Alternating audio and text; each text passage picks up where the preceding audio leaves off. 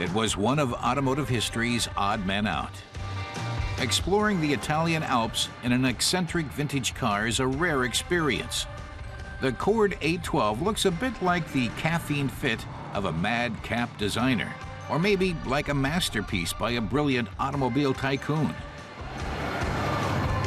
Errett Lobban Cord. As car tester Christoph Bauer tells us, hardly anyone knows Errett Lobban Cord's name today, but he was a shining example of the American dream. He started small as a gas station attendant and car salesman, and worked his way up to become owner of the Auburn and Duesenberg car makers, two of the most renowned car companies of the time. In 1929, he launched a third company named after himself, Cord Automobiles. Cord Automobiles. As a young but experienced entrepreneur, Errett Lobban Cord should have put the wishes and needs of his customers first, but he didn't. He used the Cord automobile to experiment, to build a car that would be new and different.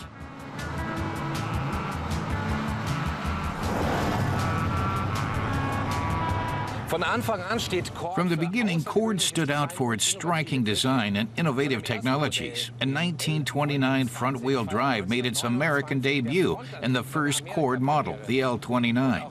The 812 SC also put the power on the front axle, practically unheard of at the time.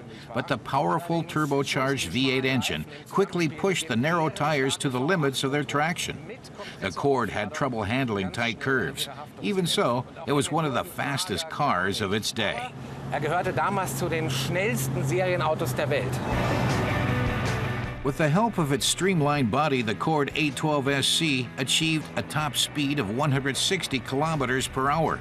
The original advertising brochure boasted that the reduction of drag was a crucial factor, a new concept at the time, like most of the Cord's technical components. Christoph describes the Cord as a dream for beginning drivers. If they happened to stall the Cord's engine, the driver just had to step on the clutch, and it automatically started it again. And it shifted with a flick of a finger, tiptoeing through the 3 gears, plus overdrive semi-automatically. And at a time when few cars even had windshield wipers, the Cord had variable speed wipers. It was the first car with a radio as standard equipment and hidden headlights. In the 1930s, that was as sophisticated as technology got.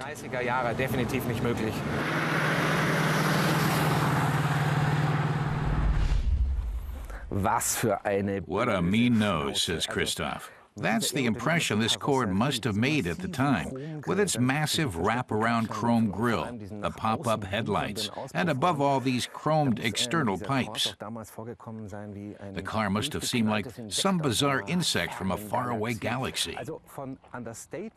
Gordon Blurrick, a world-famous industrial designer at the time, put little value on understatement, but a lot on elegance and aerodynamics. This was one of the first cars with door hinges mounted inside. Till then, they'd always been sticking out, looking a bit chunky. The design of the Cord was a perfect dream, but only its design.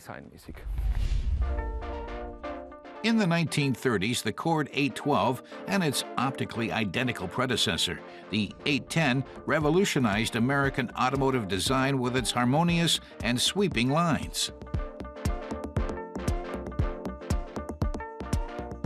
The 3 hearts in the logo were said to stand for E.L. Cord's love for his cars. That's easy to believe, given the breathtaking detail of this work of art on wheels.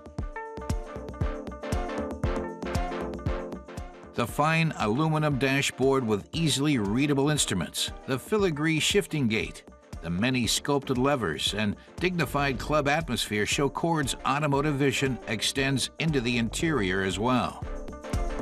The hood is what gave the Cord the nickname Coffin Nose. It enclosed a V8 engine made by Lycoming, one of the leading American aircraft engine builders. Normally, it put out some 125 horsepower. But this SC version with a Schweizer Cummins centrifugal supercharger achieved 170 horsepower and a top speed of 160 kilometers per hour, faster than almost any other production car at the time. 160 km/h Spitze. Das hat damals fast keiner geschafft.